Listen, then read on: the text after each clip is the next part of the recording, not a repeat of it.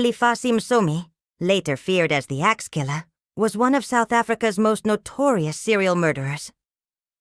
Born in 1910, Msomi would ultimately be convicted in 1955 for the murder of 15 people. His crimes terrorized the quiet valleys of Umkomaas and Umzimkhulu in Natal, leaving rural communities gripped by fear and superstition. On 10th of February 1956, his story came to a grim end when he was executed by hanging at Pretoria Central Prison. Msomi was a Zulu man who had once aspired to become a Sangoma, a traditional healer believed to communicate with the spiritual world. Yet his ambitions faltered, and in search of guidance, he sought help from another Sangoma. It was during this encounter, Msomi later claimed, that his life took a sinister turn.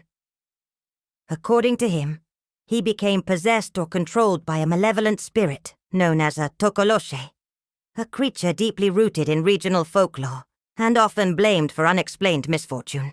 In August 1953, Msomi said the Tokoloshi commanded him to kill, whether driven by belief, delusion, or calculated manipulation. He began an 18-month campaign of violence across southern KwaZulu-Natal. Those who encountered him often described him as intelligent and articulate, qualities that helped him gain the trust of unsuspecting victims. Most of his victims were poor and lived in remote rural areas where formal policing was limited. Many were socially isolated, making them particularly vulnerable. Some even approached Msomi willingly, believing him to be a healer who could offer spiritual protection or guidance. Instead, he led them to lonely paths and sparsely populated fields, where attacks came suddenly and without warning. His weapon of choice was usually an axe or another blunt instrument, a chilling consistency that eventually allowed investigators to link the murders together. His first known killing revealed a disturbing brutality. A young woman was raped and murdered while Msomi's mistress looked on. He reportedly kept the victim's blood in a bottle, claiming it enhanced his supernatural powers. Rather than being impressed, his mistress alerted the police. Authorities arrested Msomi, but he soon escaped, later boasting that the Tokoloshi had granted him freedom. After his escape, the violence continued. Among his victims were 5 children, further shocking the already frightened communities. He was captured again, escaped once more, and was eventually arrested for what seemed like a minor crime: petty theft. However, the stolen items belonged to murder victims, exposing him as the elusive killer police had been hunting.